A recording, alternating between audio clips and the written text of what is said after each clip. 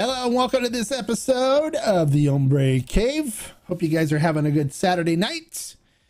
Watching football, of course. So far, my games are covering. So my parlay prediction from yesterday is actually doing pretty good. San Francisco covered with a whipping of the sea turkeys, the sea chickens, and then the Chargers are putting a whip on the Jaguars right now. I think that just saw. Got the game on here while we're doing this.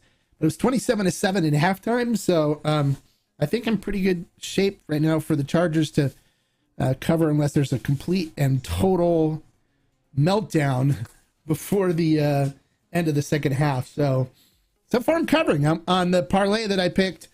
I didn't place any bets because here in California, we can't use anything like DraftKings or anything because of the Indian casinos. The big lobby for them, they want to keep all the sports books and stuff there, so it's against the law here to wager online. Not that we haven't done it before, but they want Indian casinos here want everybody doing the sports book stuff there, so they tried to pass some legislation this year to allow DraftKings and FanDuel their sports book applications and stuff to be able to run in California. But the Indians ran a bunch of ads and stuff saying that it was going to turn every phone into a gambling device, and everyone's kids were going to become addicted to gambling. So those of us that like to do sports wagers or do things on sportsbook are not allowed to do it. So if we do it, we have to go offshore and do it, with an offshore casino. And I don't really like doing business with them because you don't know if you're going to get your money and stuff if you win or whatever. So I didn't place the bet, but it's just I just gave you guys what my 3-team parlay would be, which normally pays 6-1. I think is when I used to wager on football games and stuff. They used to I think 3-team parlays paid 6-1. I think so. I used to do pretty good.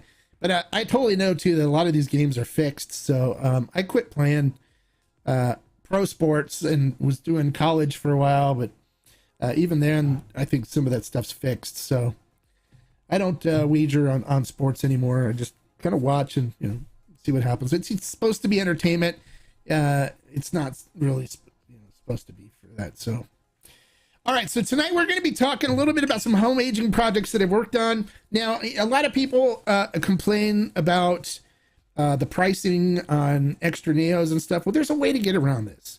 If you're somebody that doesn't typically like blancos, you can make your own repos, añejos, extra añejos, whatever you want, basically, and it'll actually turn out really, really good. So I've done a lot of experimentation in my years here. I used to have the personal barrels. Those things stink. Don't buy the personal barrels.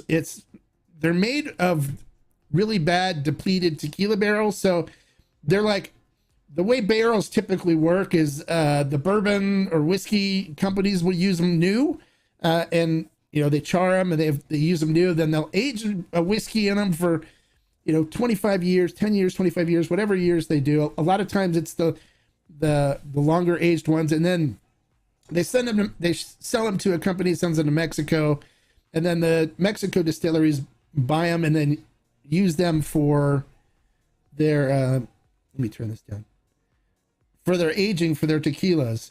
And so a lot of the char is already gone out of them, but they're full of bourbon flavor, which I think works really well with tequila.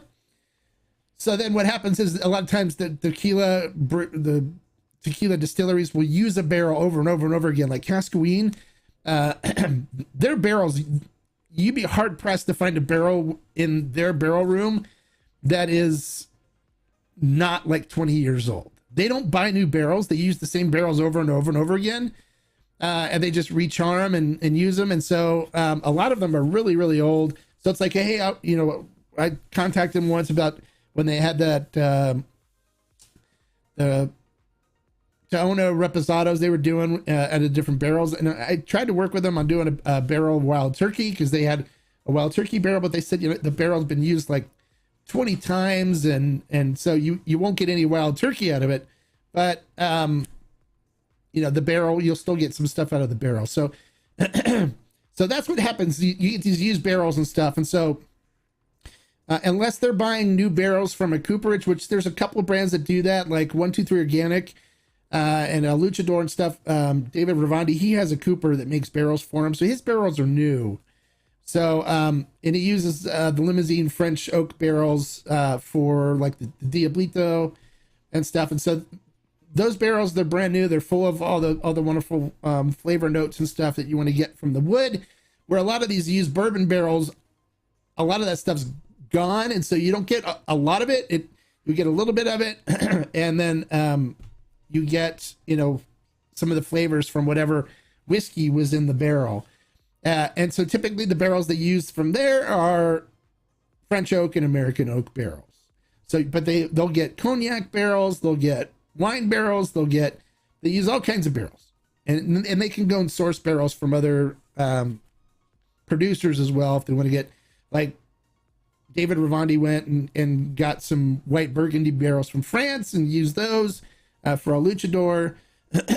And so they'll source them from different places like that as well. But most of them just take what comes in, and a lot of them are Jack Daniel's barrels, because Jack Daniel's produces a lot of bourbon, and they go through a lot of barrels, and they produce their own barrels. And so you can actually buy Jack Daniel's chips and stuff and use those if you want. I used to use those when I was doing a Jack Daniel's beer that I used to do. That was I dropped oak chips in it, and so I used to use ground up Jack Daniel's barrels chips in it. But these are a little different. So the wood that I use for these aging projects are from a company called Beyond Barrel Aging. Now I've done testing with the home barrels, and they were never really good. The wood was all depleted. They just go in, take these old barrels after the tequila companies are done with them and don't want them anymore, and everything's out of them, and they sand them down, and then they char them, and then they sell them to you as a home barrel. And they don't really have a lot of the great flavors that you're going to look for in in an aged tequila. Instead, you end up getting like a burnt smoke flavor from the recharring. So it wasn't really good. I didn't really like the flavor profiles I was getting from it. And so I threw all my barrels away, which is kind of a waste. I was like, oh, that was a waste of a lot of money, because those barrels weren't cheap. And the only way really, if you're going to buy barrels, is buy ones made from new wood. And you can't find those for the small personal barrels. I've looked and tried to source them, but it was really, really hard to do. So I've also tried these aging spirals you can buy on Amazon. Those were good, but it added some off flavors and stuff to it. I wasn't really impressed with the flavor profiles that I was getting from those. And then I also tried sourcing some staves from a supplier for wine barrels that's up from Napa Valley.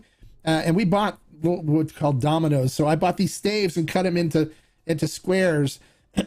And we used those for aging, and then we'd have to put them in a big jar, though, like a what are they called? A mason jar, but like a big jar. And I had these ones with sealed tops that you would basically clamp down, and it had a gasket around it, and so it kept it airtight. And so you'd age in those, and then with that, it was hard to pour it into bottles and stuff. So then I found these Beyond Barrel aging staves, and I put these against every other aging thing that I've used, and these by far blew all the other ones away. I was so impressed with these. I started talking to the guy that actually produces these. Is Chris from Beyond Barrels. He's been on here before. He's going to be on here on Tuesday. And I fell in love with these, and so I became friends with him. And then he sends me some stuff to experiment with and stuff. And then I, give him results, and then I talk about his product, because I love what he's doing, and I love that we could use these for aging our own tequilas. Now, with the prices of extra Neos and Yejos these days, everything going up, this is a great way for you just to buy Blancos and make your own extra añejos and añejos. And so that's kind of what I do too, because I think some of the brands that do their añejos and extra añejos, while they're good, I think they could be better. And so a lot of times I'll just use the blancos and age them myself. And so what they produce is they produce a little wooden dowel. So this is American oak, white oak. They produce these little dowels like this here. Let me see if I can get this to focus. All right, so they produce these little dowels that look like this, right?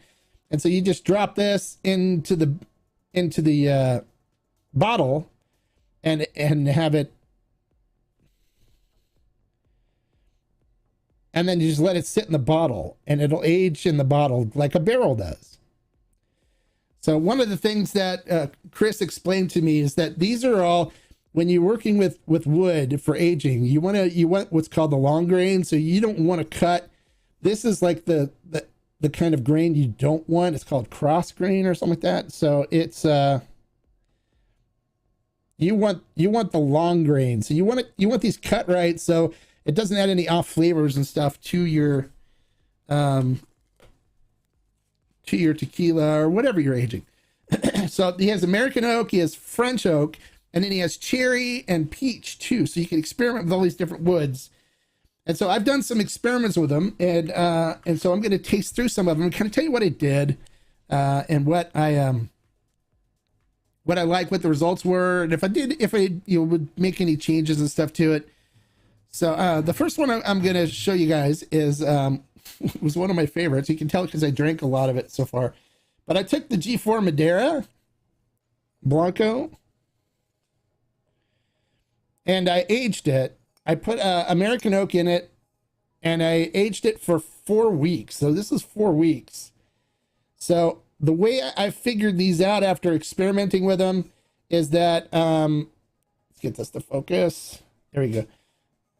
The way I figured this out is that it's for every 1 week it's soaking in there, it's equivalent to like a 3-week barrel or 3-month barrel aging. So 1 week equals 3 months. So if you go 4 weeks, it's equivalent to like a year. So this is equivalent to a year añejo. Come on, camera. There you go. This is equivalent to like a year añejo. All right, so let's check it out. I've been drinking this one a lot. I like this one. So this is G4 Madeira. G4 Madeira, they only did it in Blanco. So now I have my own like añejo of it, and it's actually quite good. And now one of the nice things too is that, you know, if you want to have, you know, añejos, you can age them for different times and get different flavors from them, and you can blend all the bottles together and get like a blended kind of aged expression if you want. There's a lot of things you can do with it. But and what some people did when we did a group experiment where we did French oak and American oak and created a winter blend, and that worked out really good for some people too. So when you look at this, I mean, it still picks up all the good stuff that you want from the barrel. Let's see, there you go. So you can see it's got lots of legs and tiers to it. The color on it's good. You know, these don't fall apart, so you're not going to have a bunch of wood floating in it. It's very clean. And then on this one, you still have the agave. Now, what I do when I do these is I taste them like every week, and I see where it's at, and I go, do I like it like this? Do I just want to drink it like this, or do I want to, you know, give it another couple weeks? And so then I'll go week by week and taste it and sample it and see where it's at until I get it to the point where it's like, okay, I want to keep this one like this, and then I'll pull the stave out. So this was equivalent to a year. And it still has the agave there. The agave hasn't been aged out of it. And it smells really good. It's got nice cooked agave. I'm getting some nice cherry notes from it. I'm getting caramel and vanilla. Kind of a sweet, ripe fruit note too. It is very good. Hi, Rosh. The name of the company is called Beyond Barrel. Aging, Beyond Barrel Staves, and it's bbaging.com. I put the URL in the description below, so you can find it there if you want to order some. So definitely some nice vanilla and caramel notes coming through in this, and it's it's no additives because I'm using just wood in a natural Blanco, right? It smells beautiful. It smells like a really nice añejo. So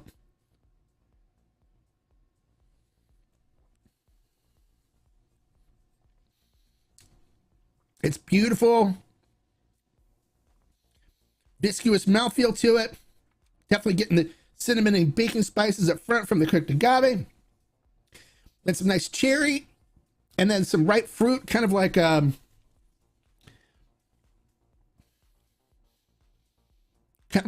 plums, and then caramel and vanilla coming through on the finish. And then I get this nice creamy caramel note that just kind of coats the tongue and stays there for a while. This turned out really good. I was really happy with the way this works. I'm going to do some more of these just so I can have them, because I bought a bunch of bottles of the Madeira. So I'm going to definitely do that. And you can see I've drank quite a bit of this bottle so far. It turned out really well. This was just American oak. I like the number 3 toast on them. So if you do place an order with them, you want to go in and in the notes area on their website, just write in that that you want a number 3 toast. You can do a number 1 through a number 5. Number 1 is just a light toast on it. Number 5 is a heavier toast. So I've tried them all, and I really thought that number 3 was kind of the sweet spot for me on what I like flavor wise and stuff from it. But this one turned out really good. So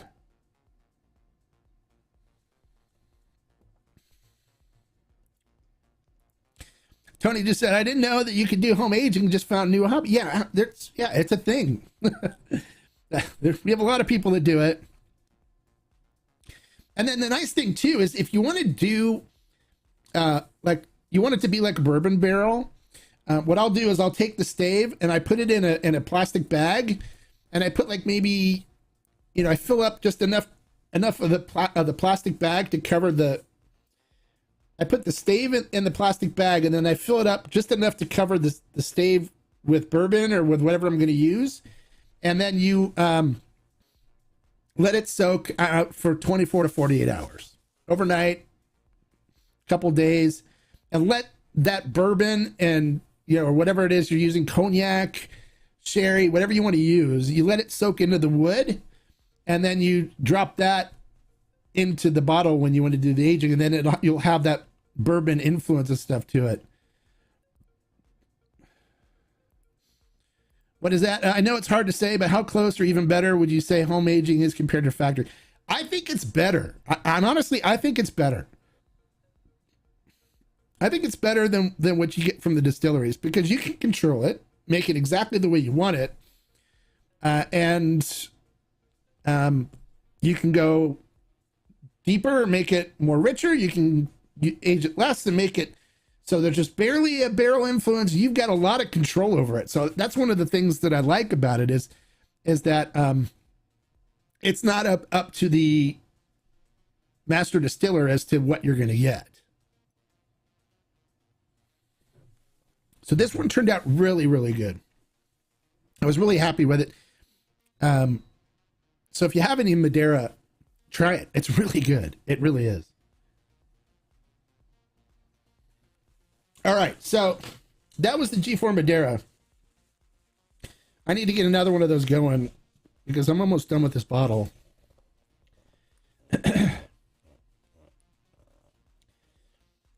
And the nice thing too is when there's an añejo shortage, you can always buy the Blanco and do it yourself, right? So this next bottle that I'm going to kind of walk you guys through, one of the nice things about barrel aging and stuff is that what glass am I tasting from? This is the Denver and Liley agave glass. So if you just go to Denver and Liley, it's DenverAndLiely, Denver and Liley. You can buy them off there. They're $40. They're not cheap, but they're crystal. And these are the best glasses for tasting agave spirits by far. I don't care what anybody else says. They're better than Glencairn. They're better than Libby. They're better than Snifters. These are the best agave glasses I've ever tried. And I've got a whole case up here full of glasses. I've tried a lot of them. Even the nosing glass from Chisholm Trails, which was my number one before the Denver Lilies came out. So now, one thing that a lot of you may not have known too is that when you get a Blanco or Añejo or any kind of tequila that you don't like, and you go, wow, this has got some shit in it, it doesn't taste very good, you can actually age the shit out of it. Yeah. So that's what happens a lot of times. If you produce a Blanco that doesn't turn out good, you can't drink it as a Blanco. Throw it in a barrel, and a barrel make it better. A barrel will cover up some of the flaws. So that's why you always hear that the people say that the Blanco is the truest expression of what the master distiller is making. You can't hide the faults in a Blanco. But if you have a Blanco that's not good, you drop it in a barrel and let the barrel cover up the funk from the Blanco, then you're good to go. They listed number 3 on their site in the catalog. They also have a Hombre Forte French Oak. Is that you? Yeah, that's me. Yeah, because we did a Fortaleza project using French Oak. So yeah, the number 3 is the way I recommend going. So this particular tequila, El Velo, comes out of Cofradia, which I think is what 1139, I think, or 1137, which for me has a really nasty swamp funk to it. So I had a bottle of this, and I was like, I'm not really going to drink it as a Blanco because it's got this grassy swamp funk flavor to it as a Blanco. So what I did is I dropped the French Oak, a number 3 French Oak in this, and it went for 6 weeks. And it turned out so good. Oh my God, it's so good. Now, the nice thing about it is this El Velo is like $20, and it's a liter bottle. So I dropped a French Oak stave in there for 6 weeks, and I write my notes on here on what I did. So if you look on here, it says French Oak from, and it has the dates on there. I read all the dates on. So it's 2/20/22 and then I pulled it on 4/4. So it was 6 weeks. So this is the French Oak.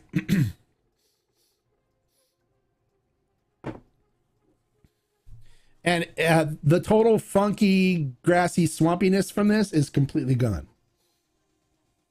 So with this, you get just this beautiful French oak sweetness that comes through. And it's got like this beautiful butterscotch note with vanilla coming through on it. Like really nice vanilla notes. It smells so good. I love good French oak. I love Raysal and the Diablito and stuff. And so this just has that rich French oak flavor. And it turned out so good. And if you look in the glass, so we get to focus. Come on, focus. Here, let me see. There we go. Coats the glass beautifully. Look at all those legs and tears coming from it. The tequila's crystal clear, just like usual. You don't get any wood in it, or you don't have to worry about any of that stuff. On the nose, you get that beautiful butterscotch, vanilla. Oh, it smells like beautiful French oak. It really does. It smells great.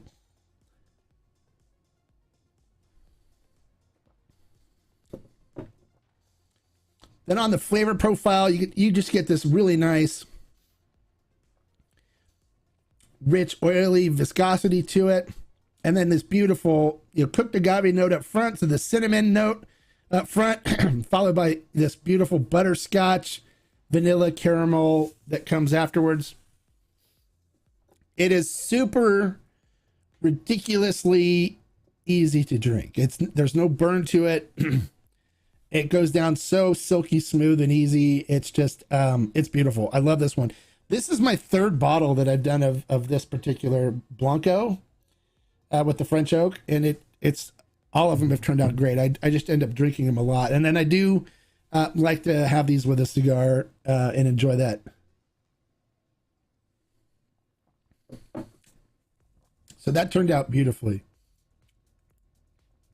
Do you prefer French? I like them both. I don't prefer one or the other, but I do like them both, and I do drink them both. So I recommend trying them both. Can you do this to an añejo and take it to an extra añejo? Ask him because I have an añejo that, yes, absolutely.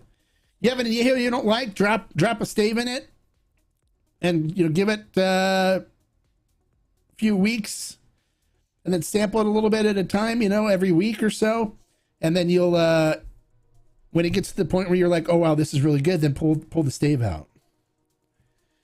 Yeah, absolutely. You can age anything. I mean, that's why I said you can age the crap out of it. So if you're like, oh, this tastes like crap, drop a stave in it and age the crap out of it. You can do that. It will take the crap out of it.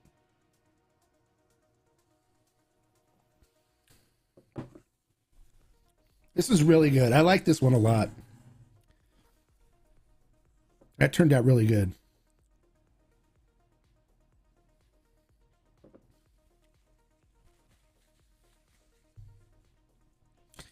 Get that beautiful that French oak flavor on it. It's just great. It's great. So the reason why these work so well is he uses really good wood that's been seasoned. It sits out in order for wood to really be good to use for barrels and aging, they have to season it. By seasoning it, they leave it out in the weather for several years and let weather season it. So it gets hot in the summer, it cooks in the summer, and cold in the winter, it gets rained on or whatever, and that seasons the wood and gets it prepped so it's ripe for aging.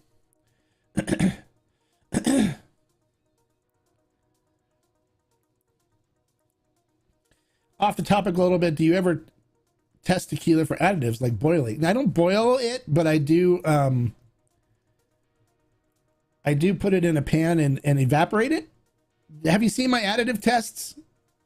If you go to the Tequila Hombre channel, you can see my additive test that I created and that I done videos and tested stuff with it. You can see how to do that. But that's on the Tequila Hombre channel. All right, so the next one I'm going to tell you guys about is this is a Fortaleza still strength that I did. So, Fortaleza Añejo is like next to impossible to find. So with this one, though, I did French oak. I wanted a French oak Fortaleza, which you don't find any of those unless you do the winter blend. So this one was a French oak number 4. Because I had a number 4 in my inventory. And this was aged for 8 weeks. So, which is equivalent to what? 24 months. So 2 years. So this is like a Fortaleza Añejo. But look how dark and rich the color is on that. Look at that. Looks beautiful, right? If I cover my face up, there you go. The camera tries to focus on my face. But look how rich and beautiful the coloring on that looks.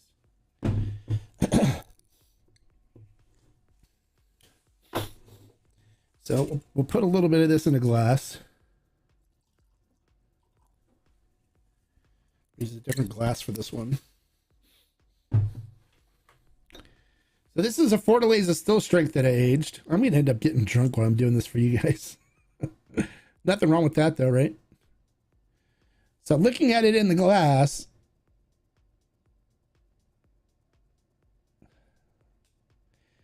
look at it. Look at the coating on that. Look at how viscous it is. It gets that from the wood. But look at how beautiful this looks, right? The tears haven't even started forming on that yet. There they go. So this is going to have a nice viscous mouthfeel to it from the beautiful toasted French oak. And then when you look at how deep and rich that's like kind of a nice, rich, deep amber brown color. It looks amazing. So this is the still strength Blanco. You can see in the bottle, it says still strength Blanco. So on the nose, definitely get still the cooked agave is still there. So we didn't age the cooked agave out of it. But I'm getting some like pomegranate. Like ripe pomegranate, vanilla, butterscotch, caramel, even like a nice cherry note in there as well. Super complex. It turned out really good. It smells delicious. It smells absolutely wonderful. Now this one I haven't tasted in a while because it's been sitting here in the Hombre Cave. So it's kind of, after you age it, you want to kind of give it some time to kind of mellow out and meld a little bit and kind of marry itself together. So this should be really good at this point. So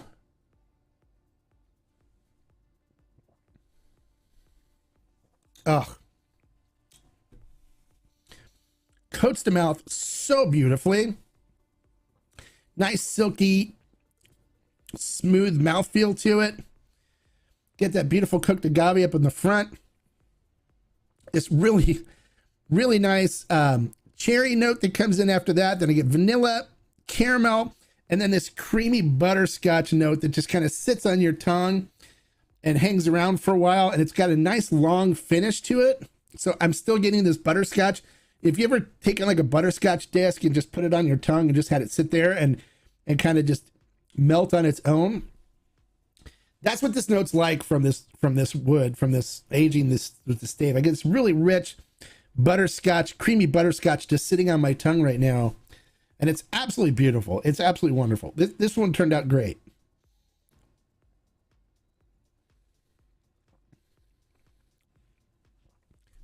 I'd put this on a taste test against any bottle of Fortaleza made coming from the distillery. People would pick this over absolutely amazing. It's delicious. So this is a Fortaleza Añejo with French oak that I did myself. And it's absolutely beautiful. It's incredible. It turned out great. It really did. I've been so thrilled with the results that I've been gotten from these staves from bbaging.com that you can't beat them. You really can't. They're absolutely amazing. So this is fantastic. What I'm going to do is I'll send a sample of this to somebody. The one who's been commenting the most, so Arash, I'm going to send you a sample of this so you can taste it. I'll send you a little sample bottle. Just email me with your address. Send it to Mark at the tequilahombre.com, and I'll send you a sample bottle to try it. This is my own personal aging bottle that I'll send you a sample of to try. I'll tell you what, I'll send you a sample of each of them. So congratulations, Rosh. You did a lot of commenting. So I'm going to send you a sample of each of these that I taste today in a little package so you can try them and see what the home aging stuff's like yourself. So you're welcome. Hey, thanks for commenting. Thanks for participating. That's what I want. I want people to comment. I want people to ask questions. And I'm going to start giving stuff away to people. So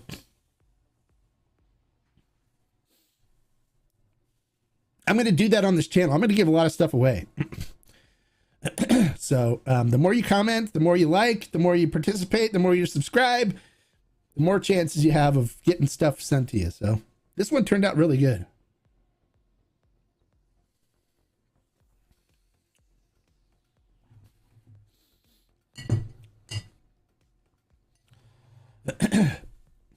So once we get the subscribers up too, I'll start giving out all kinds of really cool stuff.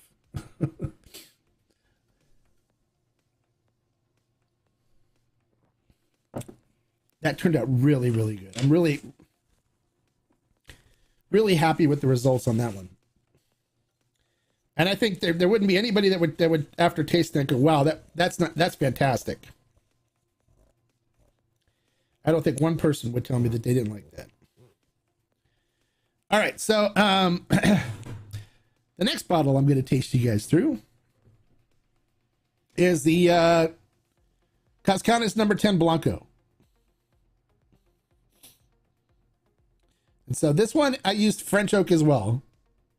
I used a lot of French oak. This was 7 weeks with a French oak, a number 3 French oak. I put this one in on February 15th of last year and finished it on April 4th. And so this is the number 10 still strength Blanco from Cascanes.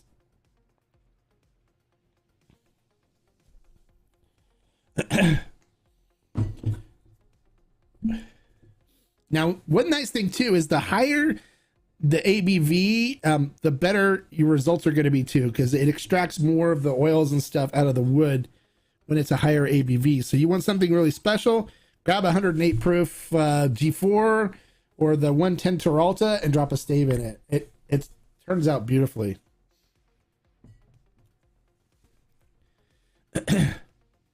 So this is Cascanes.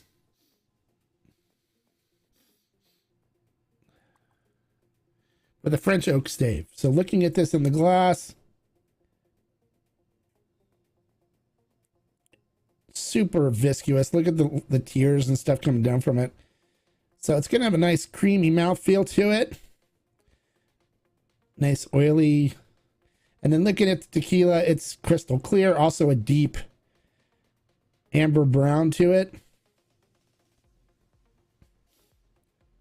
Looks really good. All right, so let's see what kind of notes we get on this one.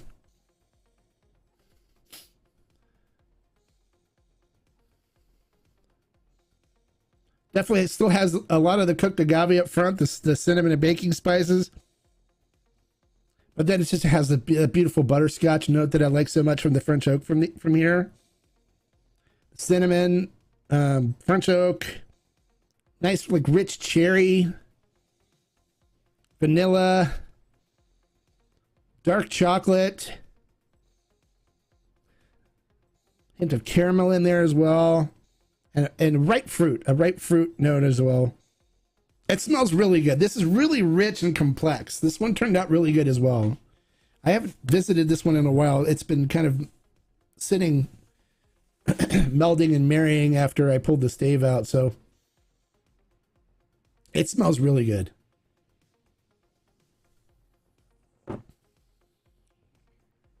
Has a nice, oily, silky smooth mouthfeel to it.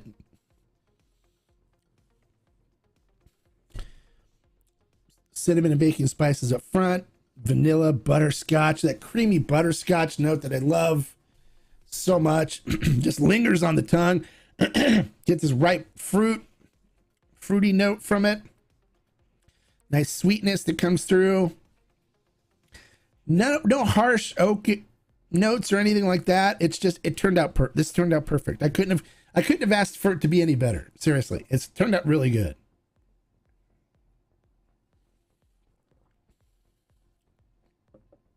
It's amazing.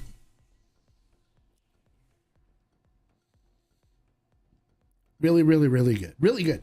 You can't go wrong with these. I'm telling you. You really can't.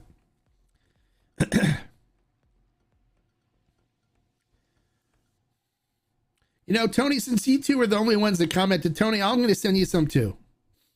I'll send you some sample bottles too. Since only Tony and Arash have commented.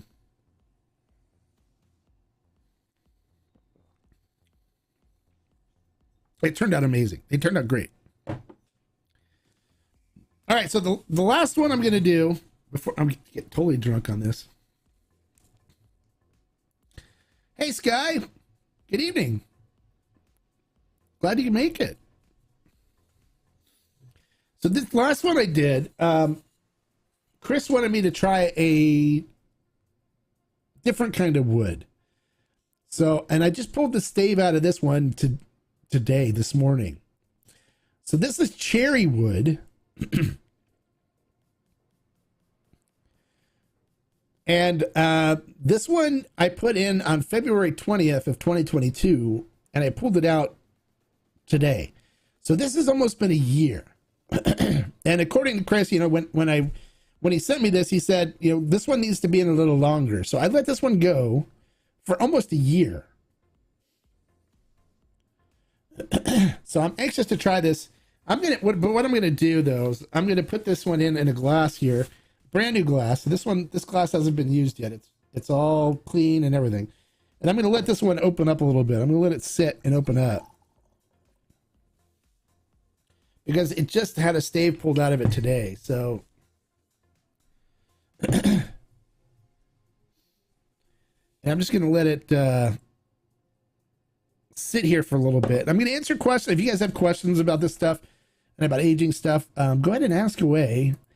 Would you use the cherry stave along with it? No, the cherry stave is its own aging stave. So I just had the cherry stave in here by itself. It's cherry wood.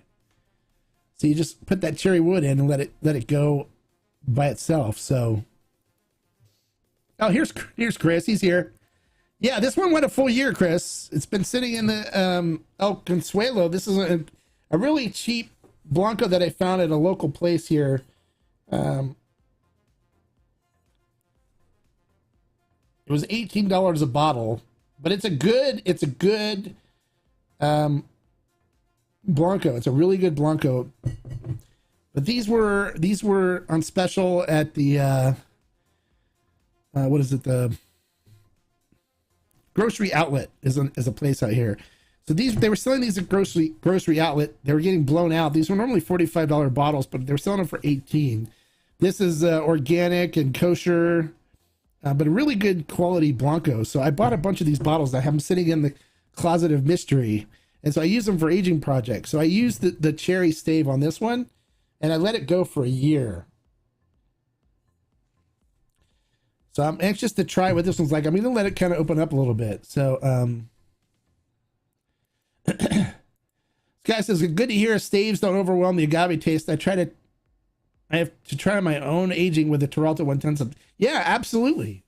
Drop a stave in it, but then you want to taste it every week. Now, so just so you guys know too, Chris Harrigan, who's commenting now, he's going to be with me here on Tuesday on the Hombre Cave channel. I'm going to start some new projects, and then he's going to be here to answer you guys' questions as well. But he sent me some wood. This is some really special high quality wood that he came across that he said will produce an amazing, even better quality aged spirit than the ones that I was using before. So I'm going to do an experiment with one of these. Probably the French oak, I think. Here, this is just, I don't remember. Is this just French oak in here, or is it French oak and American oak? But I'm going to drop one of these in a bottle and age that. And I'm going to do a couple other bottles of some other stuff with some other staves. So make sure you set 7 p.m. Pacific Standard Time on Tuesday on your calendar and come join us. And then you can ask some questions of Chris as well. And watch live as we do create some new projects to do, some new aging projects. And then what we're going to do is every week we'll check in and we'll taste them and we'll see where they're at, so you guys can kind of follow along if you want. If those of you that ordered staves or want to order staves, you can get your orders in too. You can kind of do your projects along with us as well. And we'd love to hear like how your projects are coming along. So I'm going to start doing some more aging projects here, where we're aging Blancos into Repos and Yejos and stuff like that. So, but on Tuesday, make sure you put on your calendar 7 p.m. Pacific Standard Time, the Hombre Cave. Chris will be here to answer questions for you guys, as well as to talk to me about this wood that he found, and as I start these new aging projects. Okay, so it should be good. So Chris says, I can't say I've ever done more than 6 months with the cherry and anything. This will be interesting. Okay, good. Brian says tasting every week will leave not much left in the bottom. No, you just do a little taste. And when it gets to the point where you're like, wow, this is really good, then you just pull the stave out. but you don't want to pour a big pour of it. You just want to pour a little taste and taste it. Yeah, like Chris says, you just use a little tiny half thimble size taste. Exactly. Oh, don't forget to root on our yes, the Bengals. Go Bengals. Or even less, swish it around your mouth, etc. It's not a proper taste, but it lets you know what you need to, where it is and whether you want it to go longer or what. Yeah, you don't need a whole lot. I pour just a little bit out and I taste it and I go, okay, this is good, or it needs more time, and I think it needs like a few more weeks. And after a while, after you do a few of them, you'll kind of know where you need to be for how many weeks you want to get the flavor profile that you're looking for. And then what you do too is you keep a notebook on your tasting notes on it as it progresses. And then you can always reference back and know based on your notebook how long, if you say, I want to do a repo on this, this is where it normally turns out good for me for a repo at this time frame by referencing your notes. And then you just drop a stave in, just let it go. You don't have to worry about it.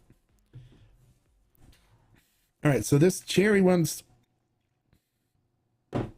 letting it breathe a little bit.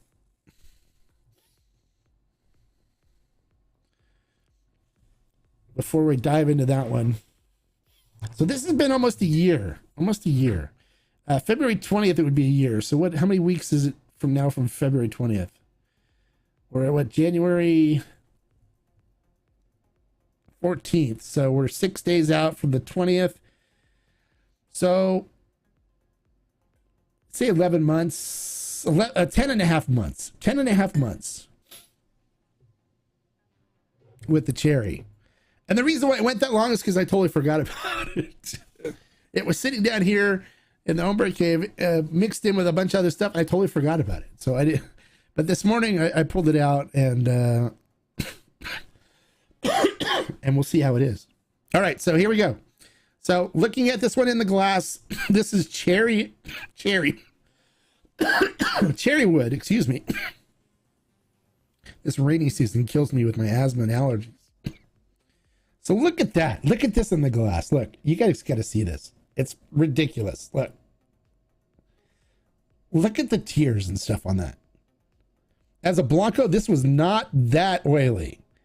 So the cherry wood really imparts a lot of nice oil to it to give it this nice viscous. Let me take some water. This nice viscosity to it, and this. Look at that. Look at how oily that is. And then looking at the tequila, it's a nice light amber.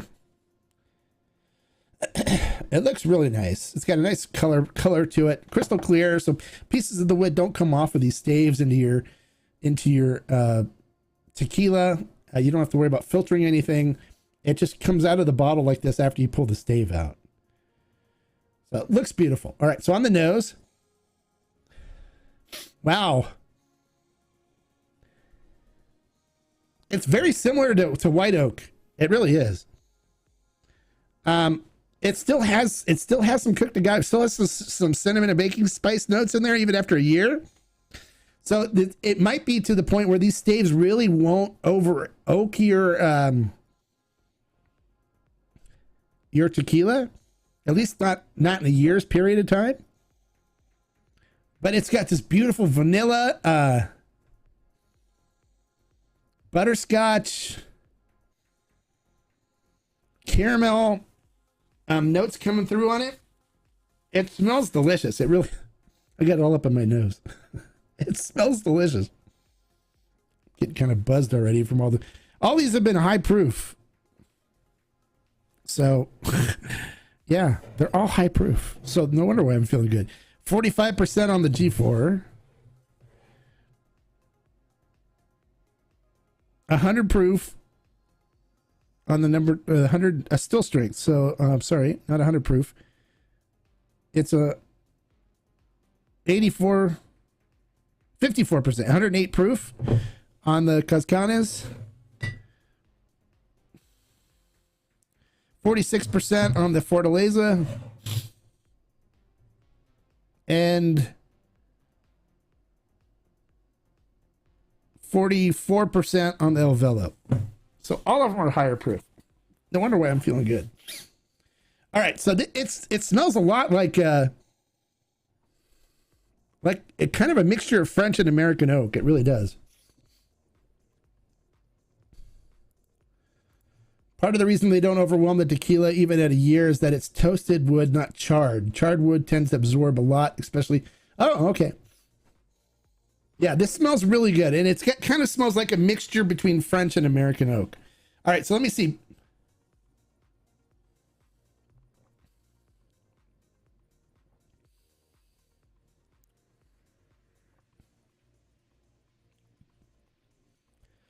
All right, so this still has a lot of the cooked agave and stuff up front.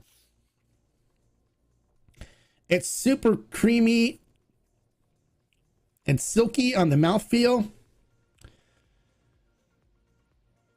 And then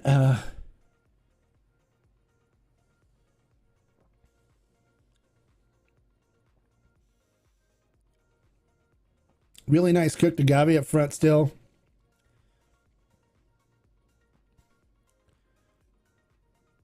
Vanilla, slight vanilla note that comes through that turns into like a butterscotch caramel note on the finish. And that caramel note, now it's kind of like a caramel note versus a butterscotch on the end of it that just kind of sits on the tongue and just kind of like a creamy caramel note that's just beautiful, that just sits there on the tongue and hangs around. It's still there. I still have this really like creamy caramel note, kind of like if you've ever had a craft caramel, like the little craft caramel squares that you can put in your mouth and just let it sit on your tongue and melt. That's what this one's like. It's more like a craft caramel note, but it's light. It's lighter than the American oak was, so it's not imparting as much flavor. And this is after a year. So I think the cherry might be good if you just want a little bit of the vanilla and caramel and stuff to come through on it, but not a lot. And you don't want it like super rich from the barrel. This might be a way to go on the cherry because it seems to be a lighter flavor profile than like American oak. American oak will pour more of it the longer you let it sit in there. And like the American oak on the G4 after 4 weeks was a little more rich on the barrel presence than this was after a year. But after a year, this is really good considering too, it's very agave forward still.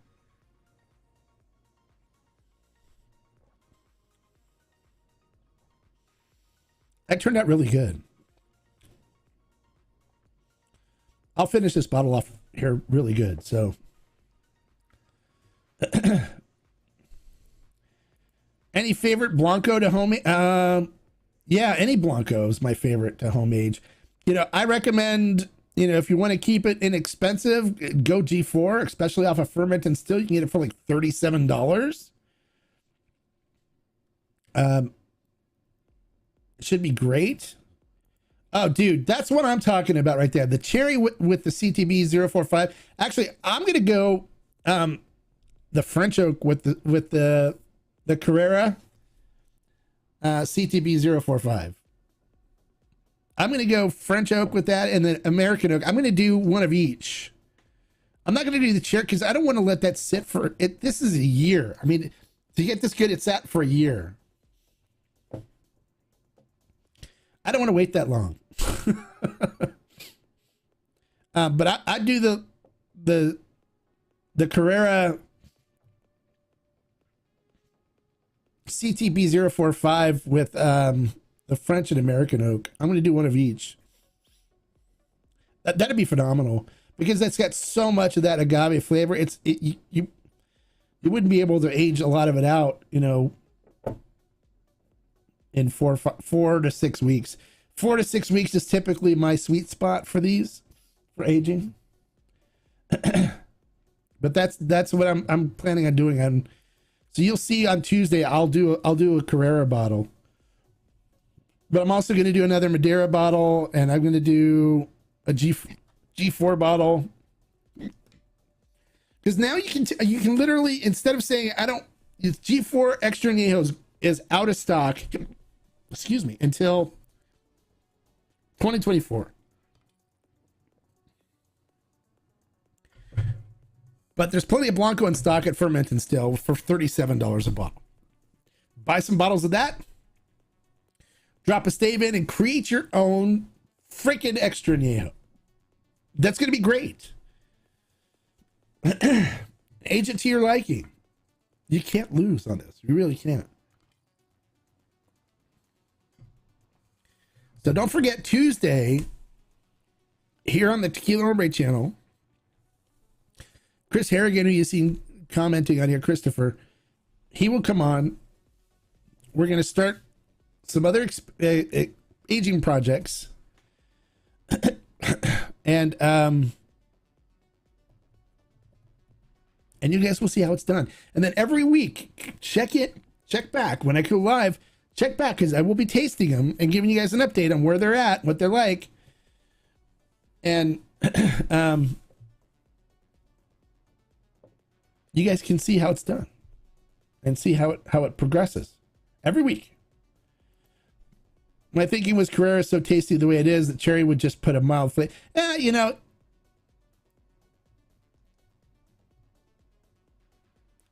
I would rather just put the French oak in there and get some nice flavor in it after a couple weeks than have to wait 6 months for it to get, to where I really would like it. It'd be too mild of a flavor after a couple weeks. This is a year. So, and this is still pretty mild after a year. So, but I'd want at least this in it. Got the hiccups now. So I would go with the American oak and French oak number 3s. And then only have to wait 3-4 weeks. And then try it then. My guess is after 2 weeks, I'm going to be liking what I'm getting from the American and French oak after 2 weeks. So it'd be equivalent to like a 6-month repo. But I'll probably let one go for a little longer. And as añejo, we'll see. We'll see as we progress. So when you guys watch every week, we'll check on it, and we'll see when it gets to the point where I'm like, okay, this is where I want it. And I'll pull the staves, and we'll see what time frame we're looking at. But if I had to guess, I would say 6 weeks is going to be a maximum on the Carrera for any of these. But I think the sweet spot's probably going to be 3 to 4 weeks.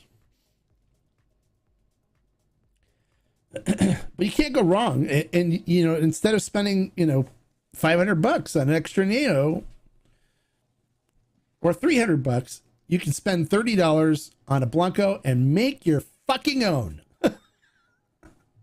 Excuse my French. Right? Make your own.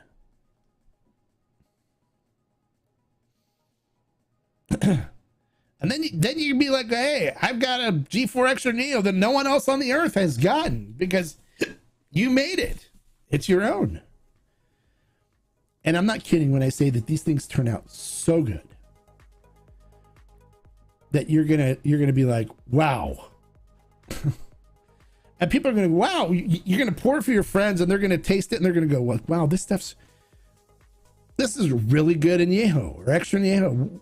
What brand is it? You go, well, I use this brand's Blanco, but this is Hombre brand, or Jan Nissen brand, or Arash Tequila Extra Añejo, or Brian Extra Añejo, because you guys are going to make it yourself. And we'll have a lot of fun as a group doing aging projects. And I want to hear if you guys buy these staves and do your own aging project, let me know what you did, how long you went for, what stave you used. So if you find something that worked really good for you, Share with the rest of the group. Let us know what you're doing. And so we can duplicate it and we can do it ourselves and see if we like it. These are going to be group projects. So Tuesday, excuse me. Tuesday, 7 p.m. here, Christopher Harrigan's going to come on live. We're going to start some of our aging projects from the beginning. And then every week I'm going to taste them. So every time I do a live stream, I'll do a little tasting. So make sure you turn on the notification signal and you come and check it out.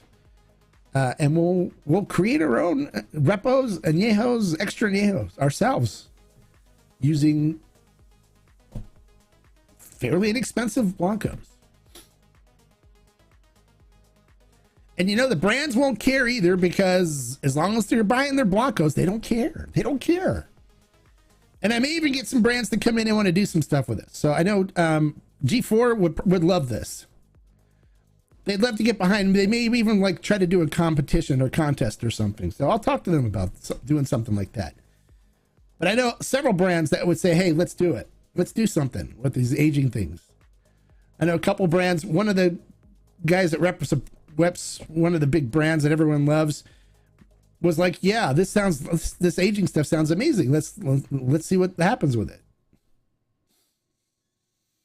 So they're on board. They love it. They love the fact that you're buying their blancos.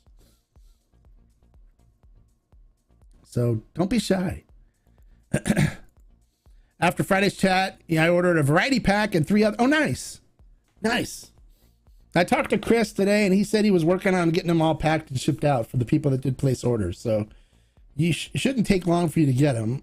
Jan, I know you're from Norway, but are you in the United States? You're in the United States, right? I know you're in the United States, but what state are you in?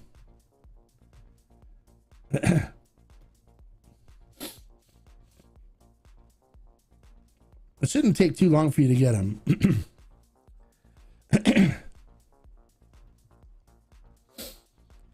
But this is a great way. So let me see what I'll tell you what, I'll let you guys even choose what blancos we use. Let me see what I've got. I was thinking of using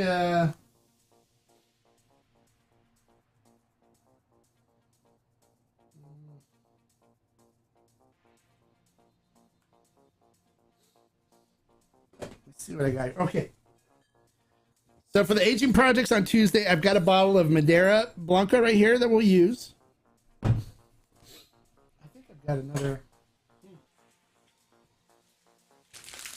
Here's a good Blanca that would be good. It's not high proof, but this should be really good too. Here, I don't have a scissors to cut this, but.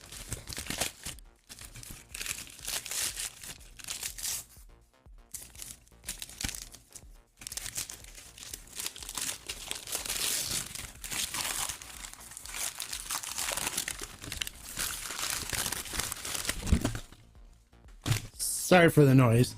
We'll do Viva Mexico. A Viva Mexico Blanco. Okay, let's move it so it's not, my face isn't in the way of my face, so it'll focus on it. There you go. Viva Mexico. So we'll do that. Viva Mexico Blanco.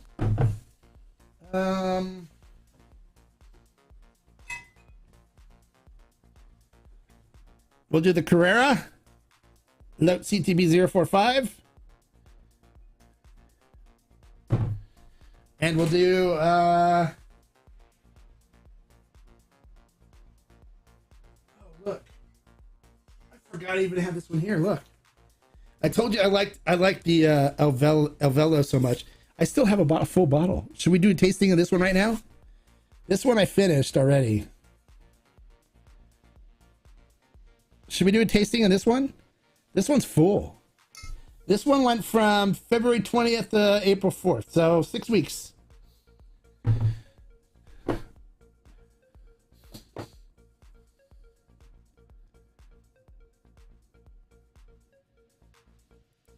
Oh, you're in Florida until May. Okay, good. Yeah.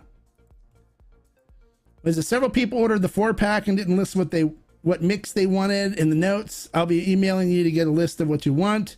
Normally it's just random, but not through the Tequila Hombre. Okay, yeah, so you guys can pick what you want if you order the 4-pack. But if you put in in the notes, you can put in the notes what you want. But I think I have another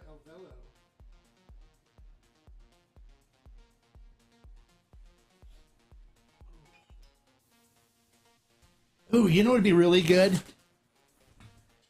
Let's do a Yayo. Yeah? Let's do a Yayo Blanco too. That should be really good.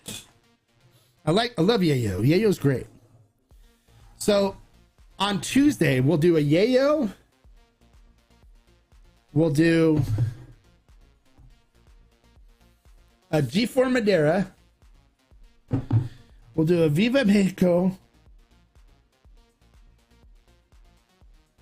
And we'll do the Carrera. So we'll do 4 on Tuesday. And one of them will get one of the top choice wood, the newer wood stuff that he's found. So should we do you guys want me to do a taste you through this one here? I used French oak on this as well. So this is Alvello. This is the one I tasted earlier, but a brand new bottle. I forgot I had this one. Let's taste through this one real quick. I know we're over an hour, but oh well. You guys are cool. I'm here for you.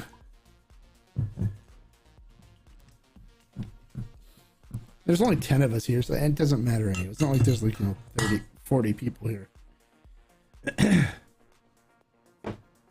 Try it. Okay, Sky says try it. Okay.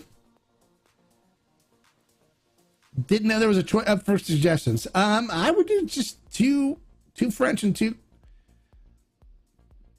French, 2 American. Just split it 2 and 2. Number three toast. All right, so this is the other bottle of Alvello, which, if you ask me, if you were to pour me a glass of Alvello on its own, I couldn't drink it. It just didn't taste good. It's got that swamp water kind of taste to it, which is the signature Cofradia flavor profile. And if those of you that don't know Cofradia, they make Casa Noble, which, if you've ever tried the Casa Noble Blanco, it's nasty. It's gross. It gets better when you can age out the funkiness. So that's why I use the term age the shit out of it, because you literally can take the shit out of any Blanco by aging it. So, excuse my French if you don't like the word shit. I apologize. But it literally ages the shit out of it. So looking at this one in the glass, look at that. Oh my gosh. Look at the legs and tears on that. Look at how viscous and oily and silky that's going to be. Looking at the tequila itself, it is crystal clear. This one's more of a...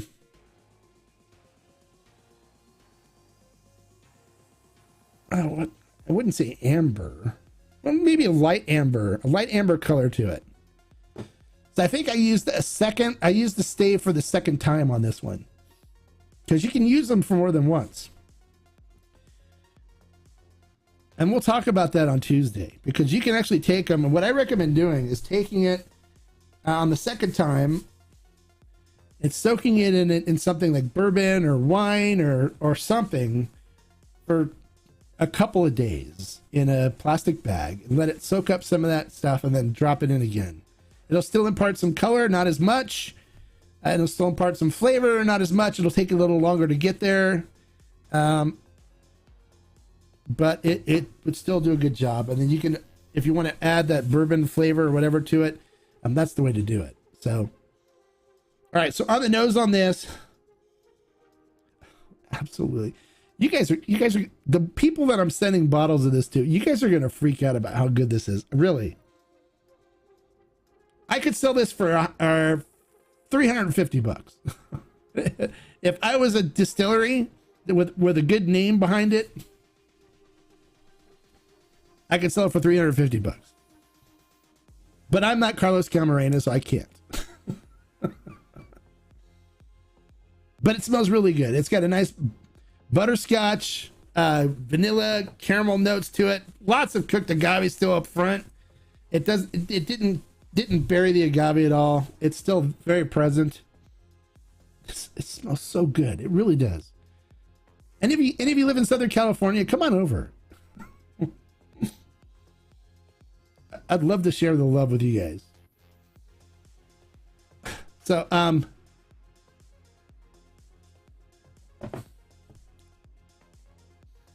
really nice, creamy, viscous mouthfeel. Oh, God. So good. You get cinnamon and baking spices from the cooked agave up front. Nice vanilla note. Butterscotch. This beautiful butterscotch from this wood. This is the best, like, butterscotch note that I've gotten from anything I've ever tried aging French oak. Total, period. Beautiful butterscotch note with caramel on the finish, a little dark chocolate mixed in. It's absolutely amazing. It's beautiful. It's great. It's absolutely beautiful. It really is. And I'm not just saying that because I aged it. You guys, literally, if you tried it, you'd go, wow. This stuff is amazing. The nice thing is you guys can do this yourself. You can do it yourself. Now, according to Chris, you believe that. Okay, well, thank you. Somebody believes me. Everyone's really quiet. There's just a bunch of like lurkers here today. They're just watching. Me, if I was watching somebody going, what? Dude, you're trying to tell me you can make a freaking extra Neo yourself and all I have to do is buy a $45 bottle of Blanco? What?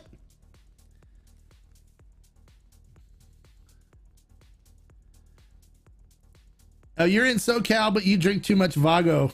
Oh, the Vago's good.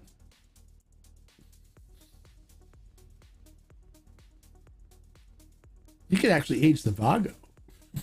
But why would you do that? You want to age a mezcal. You haven't tried the La Luna yet. Wait till you try the La Luna.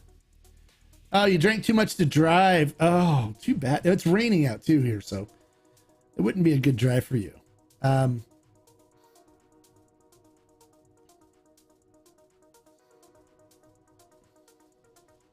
This stuff's, it turned out really good. Seriously.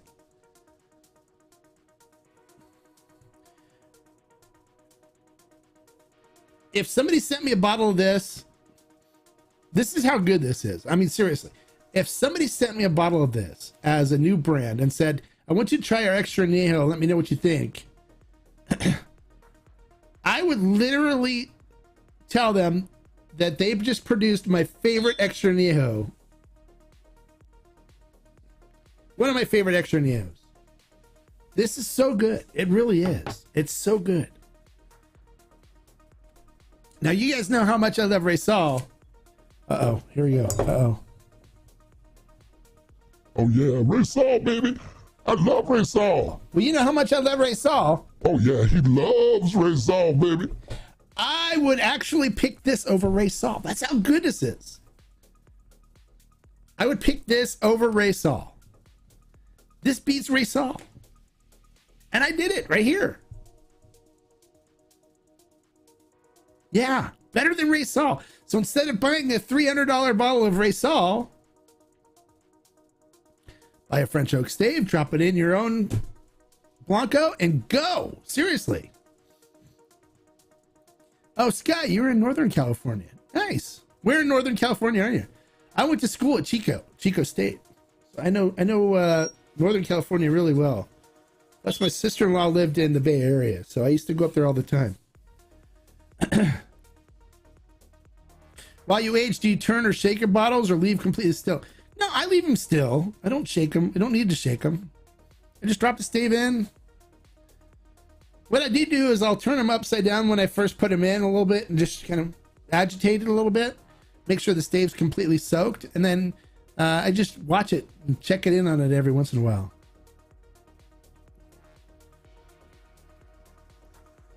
What's a good place to get the staves from? leaning towards American white oak. Oh, just go to bbaging.com. That's the place that makes them and sells them. bbaging.com. And buy them from them. That's Beyond Barrel Aging. Beyond Barrel is the company that makes them. Beyond Barrel Staves. Yeah, Beyond Barrels. So let's see if we can get this to focus. Let's see. So it's Beyond Barrel. See, Beyond Aging Staves or Bottle Aging Staves. Beyond Barrel Bottle Aging. So you buy these directly from their website. They ship them directly to you. They turn out so good. Seriously, the French oak, American oak, they all turn out so good. So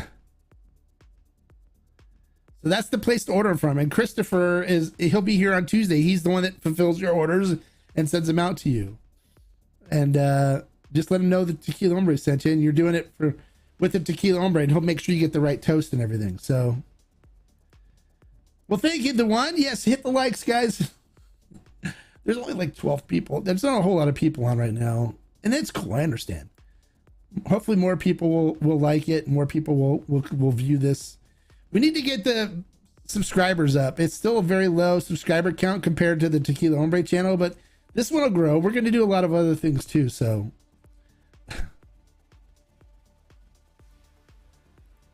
Landon, yeah, believe it, Landon. Mind blown, right?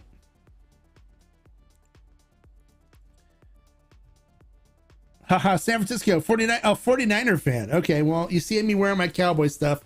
Your Niners did a job today on the sea turkeys. So yes.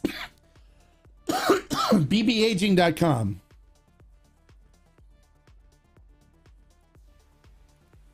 Are the Chargers choking? They were up by 20. I don't know, are they?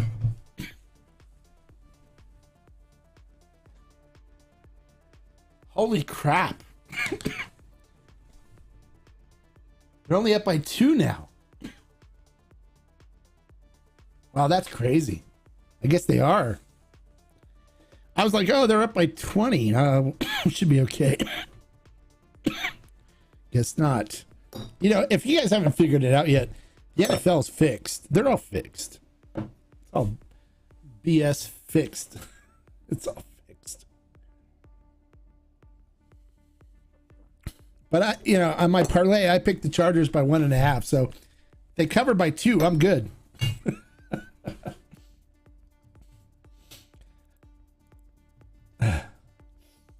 Yeah, subscribing is free. And giving likes is free. Everything's free. I'm giving you guys all this free information. Free help. The least you can do is click that thumbs up button, get me a like for the information I'm sharing. And subscribe. The worst that happens is you get notified that I'm doing a video, which you just ignore if you want. My wife ignores me. Why shouldn't you? Right? And Sky's sipping on El Tequilano Repo right now. Good for you, Sky. Awesome. El Tequilano is great. Tony Saez is a good friend of mine. I actually did a video on his roof of his hotel. If you've seen the Cristalino video on my YouTube channel, we shot it on the roof of his hotel with him, where he tried to steal my lines. He's great. I love Tony. He's awesome. El Tequilano is great stuff. But I can actually age better than El Tequilano using these staves. Seriously. You can just buy the Blanco and age it yourself. I got to think of some kind of challenge to do, some kind of competition or something. And some kind of prize to give away or something like that. For the best idea or best age spirit using the staves. We got to think of something to do together. I did with a Discord group, we did a Fortaleza Winter Blend project, and it turned out really good for everybody. So, well, no, not true. If the NFL was fixed, Cowboys would. That's not true. Come on. If the NFL was fixed, the Cowboys wouldn't have any champions, which they still don't, because they hate Jerry Jones. The NFL hates Jerry Jones. So that's one of the reasons why we don't have as many titles as we should. Because the NFL hates Jerry, because he keeps suing them. So, but it's fixed. Jerry Jones doesn't run the NHL, the NFL though. They hate him. They don't like him. A quiz show format for what? What do you want? What do you want a quiz show for? Ladies and gentlemen. 30 seconds on the buzzer. 5 best answers on the board. What wood would you use to age a Carrera CTB 045? Bing. Right joke. Ding, ding, ding. Survey says number 5 on the board.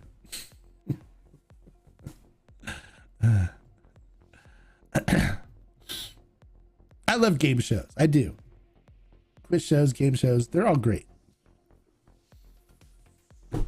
And I am just totally buzzing right now because everything I've been drinking is like pretty much high proof. So,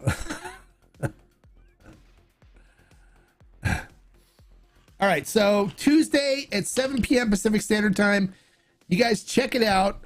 Chris will be on with me from Beyond Barrel Aging Staving, Beyond Barrel Aging Staves. We'll be kicking off some new projects. Everyone voted. We're doing Viva Mexico. We're doing Carrera. We're doing G4 Madeira, which is right here. And we're doing one with Yayo. Yayo. Because I love John Bollinger. He's my friend.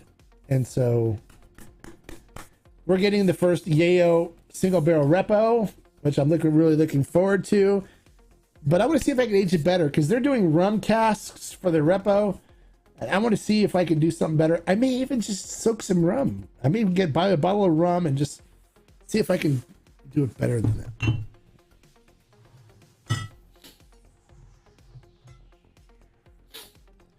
So make sure you watch on Tuesday. It's going to be fun. We'll have a great time. Chris is great. I'm sure we'll banter back and forth with each other too. and have a little fun. So you don't want to miss it. Hopefully we'll have more than 10 people on the live streams. I'm used to having like 60 people on the live streams.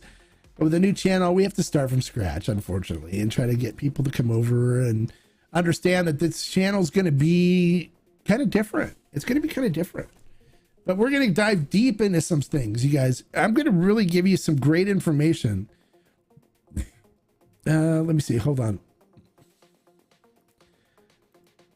Peter Stewart says, I'm sold. I just ordered a variety pack of staves, two number 3 toasted French and 1 number 3 toasted American and 1 cherry. I'll be using my Tapatio and El Tequila Blanco. Nice. Yes, Peter, you are the man, dude. And the fact that you're wearing a hockey goalie outfit even makes me more excited.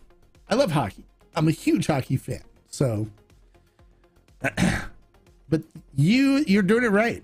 I appreciate that. Thank you. Jerry helped get the Rams back to SoCal. Oh, he did? Really? I know he was thinking that the Cowboys were going to be like the Southern California team, but I don't know. How about Lalo for aging because it's so clean and crisp, will absorb well? A Lalo would be great for aging because all they do is a Blanco, right? So you can have your own Lalo Repo and Añejo or extra Añejo. Lalo would be great. I find that if it's a higher proof though, it works a little better.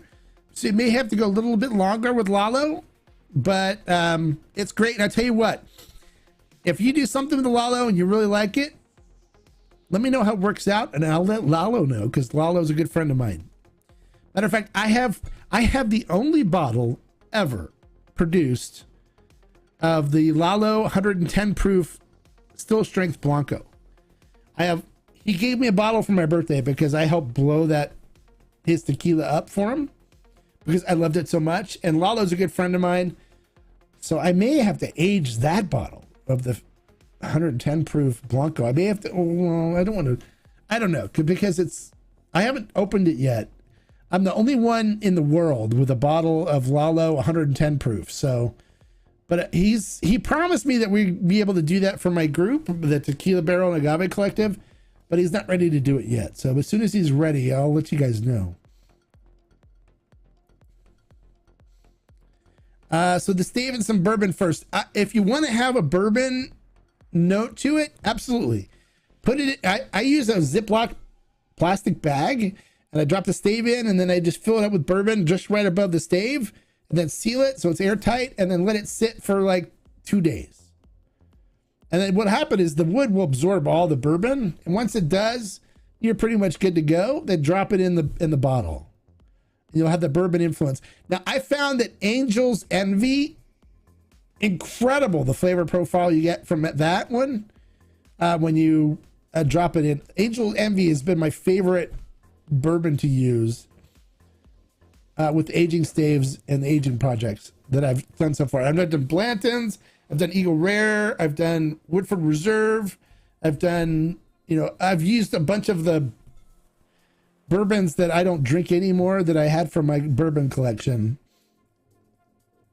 And the Angel's Envy so far has been my favorite. At Peter. Okay. 52 and still playing goalie hockey. Nice. You're Canadian. Oh, nice, eh? Of course you are. I'm 54. I stopped playing in 2020 when COVID hit. I used to play in an adult rec league here. I'm a forward, but I love hockey. And my daughter right now is in Boston. I have a 15-year-old little girl. She's in Boston right now playing on her all-girls team in a tournament in Massachusetts. So we're a big hockey family. And she's actually been playing since she was 5. So I love hockey. It's a great sport. It's like one of the best sports ever. And she's great. So yeah, good job, Peter. Yeah, there you go. Goalies are great. It takes a special person to be a goalie. It really does. Christopher says, I tend to do the bourbon soak, etc. on the second use. You definitely can, though. Just put enough into the bag that it soaks into the wood. You don't want the wood flavor dispersing out into the liquid. Yeah, you don't want it to age the bourbon. You just want it to soak the bourbon up. So that's why I say you put the stave in the bag and put enough bourbon in to cover just the top of the stave, and then the stave will soak up the bourbon, and then drop the stave into your tequila. You're welcome, Jan. Now, for those of you that are looking, saying that's Jan, no, I've been corrected. His name is Jan. He's from Norway. So, please refer to him as Jan. Lamp seems a very measured person, very likable as well. Lamp. Who's Lamp? Oh, Lalo, yes. Lalo's very measured. He's super nice. He wanted to join me when I went on a trip there to go visit all the other distilleries and stuff, but we couldn't make it work. But Lalo's really cool. He's a good friend of mine. If you watch, you can see my interaction with him on the Happy Hour with the Hombre on the Hombre channel, the Tequila Hombre channel, where I had him as a guest. And got him to commit to doing the still strength Blanco for us, but they're just not ready yet. So that's funny. I'm not a bourbon person, but a bunch of people where I'm at just started a bourbon club, of course.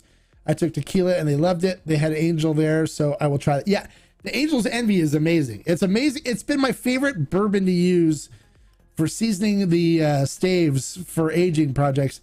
The flavor that it imparts is just so good. I like it better than Blanton's good. I like it better than Eagle Rare. Eagle Rare was good. I like it better than Woodford. That was good. I like it better than what's the one that's done on the boat? They do the boat aging on it. I forgot the name of it right off the top of my head. But it beat all the other ones out for the flavor that it created with the Angel's Envy. So Angel's Envy is the one I like to add to use to season my staves when I want to do a a bourbon aged tequila. Any thoughts on using brandy in the same fashion? Yes, absolutely. Brandy is great. I've used brandy before and it worked out great. Brandy is amazing. Cognac, which is brandy from France, is very good as well. I'm actually going to use too a sherry. I have a really good sherry, and then I also have a port. I want to try a port. I'm going to soak a stave in port, and then drop that into a Blanco and age too. So it's gonna be really good. So don't discount the wood as is. The wood is usually only used in barrels to age wine over $100. Yeah. So the wood that they use, like Chris is trying to tell you here, it's top quality wood. This is not your cheap wood that you use in a cheap barrel. This is wood that it was used in some of the best wines that are made in the world. So he sources this wood from some of the best barrel suppliers in the world. So the wood, the quality of the wood that you're getting. So when you look at this, let me pull one of these out. The wood that you're getting here, the wood matters, just like it does, the agave matters. Wood matters too for the aging, right? So the grain, the way these are cut on the cross grain like that and stuff, it all matters. And the quality of the wood, this is not crap wood. This is really good wood. Very small on the cross grain, which is what you don't want, which cuts across the grain. You want it to cut with the grain. So he cuts these perfectly so that it won't add any off flavors to your wood at all, like chips do, or like some of the other stuff that you may use for wood aging. It's just, there's a science behind this. And I didn't know this until Chris, started telling me about all the science and stuff that's behind this. And the wood that they use for these, would be easily used in a more expensive wine because they're more expensive barrels. These are not cheap barrels.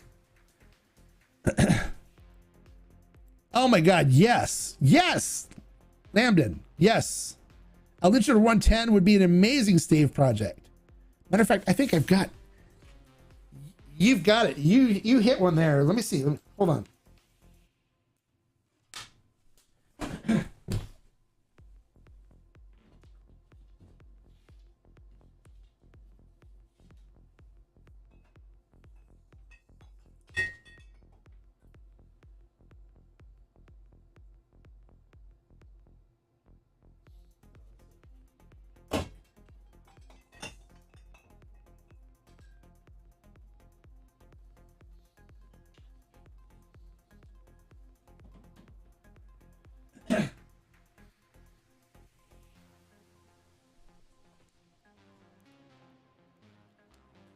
All right, that one wasn't 110, but I do have a 110 still strength Blanco from El Luchador. I'm going to use that for the aging project on Tuesday. I'm going to go find it.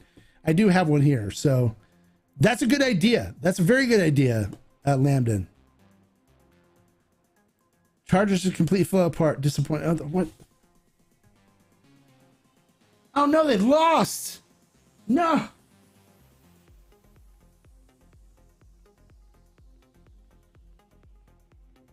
Wow, that's crazy. All right, well, I just lost my parlay. They lost by 1 point. What?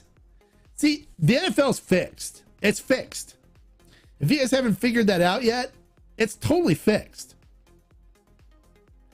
It's totally fixed. And you know why? Because it's a business. And Vegas is totally behind them, choking to the point where they lost by 1 when the spread was 1.5. It's totally fixed, and you can't tell me it's not fixed. I did a lot of research on this, and it's funny because it is so fixed. And it can be fixed because it's really meant as entertainment. So Vegas says to the Chargers, hey, lose by 1, and we'll kick you an extra bonus. Come on, because seriously, to choke that much where you'd give up 20 points and your defense, I mean, your defense would totally have to totally suck in order for you to let somebody come back on 20 points. It's totally fixed. If you guys haven't figured that out yet, I'm sorry if I ruined it for you, but it's fixed. Pro football's fixed.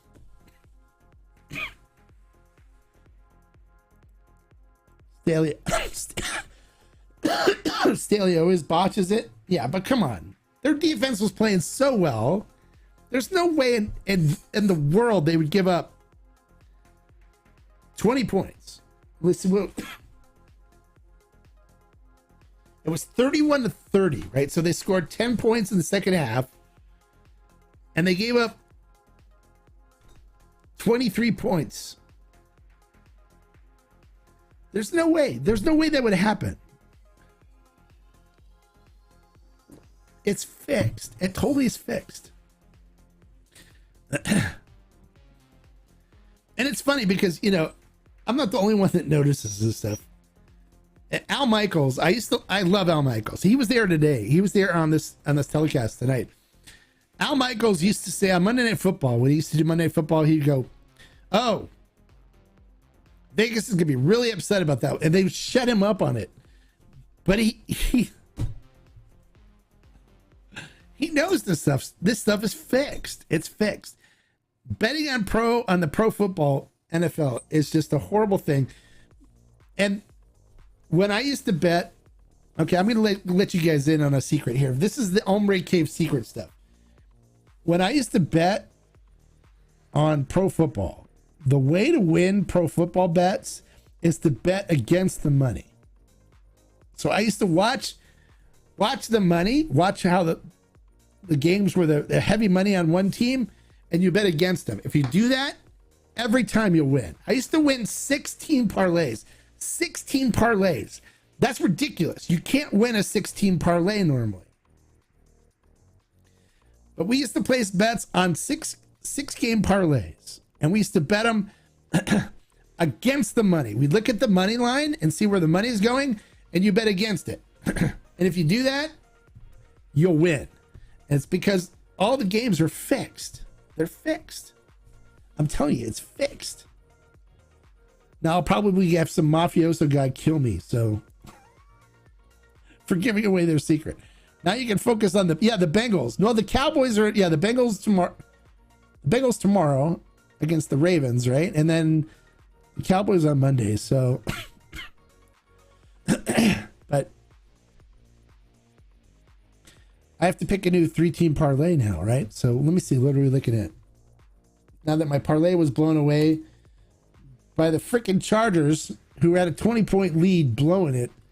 And that's one thing too. Anytime your team has the lead going into the half, chances are they're going to end up losing. How can you blow a 20-point lead? Seriously. But let me look. Let me see. NFL games. So tomorrow, let me see. Let's pick a new. Let's see. I can't. I don't have the money line, so if I had the money lines, I could tell you guys what was going on and what I would bet if I was to bet for real. But tomorrow we got the Dolphins and the Bills, right? We got the Giants and the Vikings, and we got the Ravens and the Bengals. So here, let me look at the line. Let me look at what the Vegas line is on this. Odds for playoffs. I know this is off the tequila thing, but it's okay. Here we go. Let me see the lines. Here we go. Let's see what we're looking at. We're looking at the Miami Dolphins plus 13.5. So minus 13 for the Buffalo Bills. The Giants are plus 2.5. So minus 2.5 for the Minnesota Vikings. And minus 8.5 for the Bengals. So if I was to bet this on a 16, let me see what the line has been. I don't have a weekly line on this. what I would do is look at how it's progressed over the week and see what people are betting. America picked the Chargers, so I had a feeling the Chargers were going to lose because so many people were betting on the Chargers. So, but you know, they lost by 1, right? So they covered still. The Chargers still covered. So I'm still good because the Chargers were 1.5. So they only lost by 1. So they still covered. So actually, I'm still good on my original pick. Never mind. Because the Chargers were 1.5. They got 1.5 points. And they lost by 1 point. Which I'm sure Vegas isn't very happy about. But all right, so for tomorrow, Buffalo, Dolphins. I would take the Dolphins with 13.5. I think 13.5 is a lot. I'd take the Dolphins and the 13.5 points. I'd take the Minnesota Vikings minus 2.5. I think they're going to slaughter the Giants. And I'd take the Ravens and the points on the Bengals game. I think the Bengals are going to win, but I don't think they're going to win by 8.5.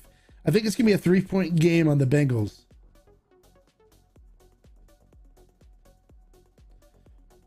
So if I was to place a 3-team parlay on the 3 games tomorrow, that would be my choice. Take Miami and the points.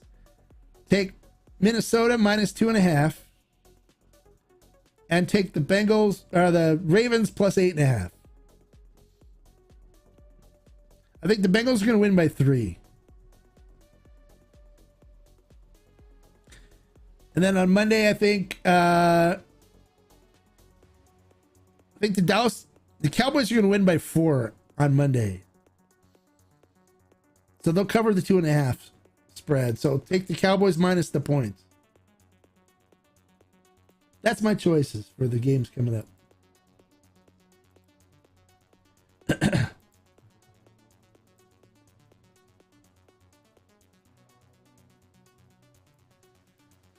I hope not. Good luck.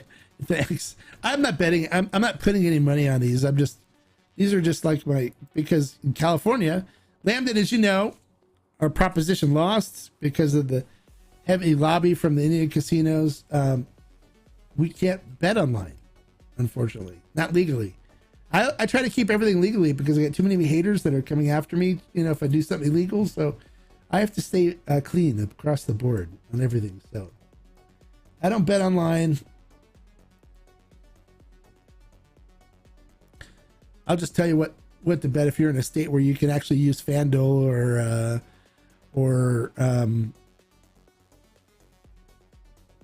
what's the other one? FanDuel and DraftKings, right? DraftKings. But at least the Chargers still covered. They still covered the spread. The spread was 1.5. So I'm good on that. All right, so that's pretty much it for the aging Staves, guys. Tuesday, remember, 7 p.m. Pacific Standard Time. I've almost gone 2 hours with you guys tonight. Not that I don't love it. I love you. I love you guys. And I love hanging out with you guys. Those of you that I said I was going to give you free samples, send me your addresses and stuff. I'll get those off to you probably on Tuesday. We'll get them out to you so you can try them. You guys come every week. Come every time I come on. Comment, like, participate, and I'll give you free stuff. Seriously, I'll give you free things. I'll give you samples. I'll give you all kinds of stuff. But you're going to have to participate so I know who you are and I know that you're interested. Have you tried reusing a stave and subsequent tequila aging, or are they always one use? No, they're not one use. The most I've used a stave for is 3 times. 3. So, but it takes longer. The second and third time, it takes longer. So you have to give it some more time. But normally what I do is the first time I do it as stave aging, I use the first one just by itself. So I'll just put the stave in and let it run for 3 or 4 weeks on its own. Then the second time, I'll soak it in bourbon or wine or sherry or cognac or something like that, brandy, and let it soak for 24 hours, 24, 48 hours over the top of it. I use the Ziploc bags. That's the easiest way. I just put the stave in and just fill it up so it's just barely over the top of the stave, and let it soak all that stuff up, and then drop it into your thing, your tequila on the second time, and age it. And every week taste it and see where it's at. And then third time, it's going to take even longer. So 3 is the maximum I've gone. I've tried 4th and it didn't work out very well. So I would use a maximum of 3 times. So it's the email address is mark@thetequilahombre.com. So send me your address, Arash, and I'll send you samples so you can try it. But I expect if I send you samples, you got to taste them and come back and comment and let me know what you think, okay? And let me know if I was like delirious or crazy or what, but each time it roughly takes us twice as long as the flavor's a little different. There you go. So the second time, instead of doing 4 weeks, you may have to go 8 weeks. But soak it in the bourbon on the second time, but not the first time. Scott, you're so welcome, and I look forward to seeing you on Tuesday. Hopefully you have a great rest of your weekend. Thank you for tuning in tonight and watching. I appreciate you. I really do, okay? So any other questions before I call it a night and go? I'm going to go have to have a cigar. I'm a cigar smoker. I love a good cigar, so I may have to go have a cigar after this. So thanks again. You're welcome. And if you guys, I will do some cigar stuff. So if you guys are cigar smokers or have somebody that you love that's a cigar smoker or whatever, make sure you watch, because I'll talk to you about some cigars and pairing cigars with tequila and stuff. So I love a good cigar. It doesn't affect your flavor and tasting and stuff like people think it does. Thanks again for the chat, especially for all that. You're welcome, Peter. Thanks for being an awesome goalie. I appreciate that. We need goalies. We need more goalies in our life. When there's not enough goalies, it really sucks for pickup games and stuff, because you need a goalie. Otherwise, you have to play the posts, and that's no fun. So, thanks, Jan. Yes, we'll see you guys on Tuesday. Thanks, the one. Glad you enjoyed it. Really glad you enjoyed it. Tuesday, 7 p.m. Pacific Standard Time. I look forward to seeing you all there. Let's show up in full force. Let's show Chris that we love the Beyond Barrel aging staves, and we're excited about these projects. I want to see you guys and hear what you guys are going to do. So make sure you comment to let me know what your ideas are. Give me some ideas of things I can do too, that sound interesting to you. This is a community, so I love to hear what you guys are thinking and what you guys want to do, and let's like spark some interest in everybody, right? That's what this should all be about. All right, guys, have a great rest of your Saturday night. It's 8:48 here p.m. on Pacific time, so it's almost 11:04, almost tomorrow on the East Coast. So, guys, thanks so much for staying up late for those of you on the East Coast. And like I always say, life is too short to drink bad tequila. So keep following the Tequila Hombre. Keep coming here to the cave. You'll be in great shape. You'll have some great tequila to sip or some great age stuff as well. All right, guys? Love you. Have a great weekend. Stay safe. Stay sober. Stay not arrested or whatever. I love you. Bye. We'll see you Tuesday.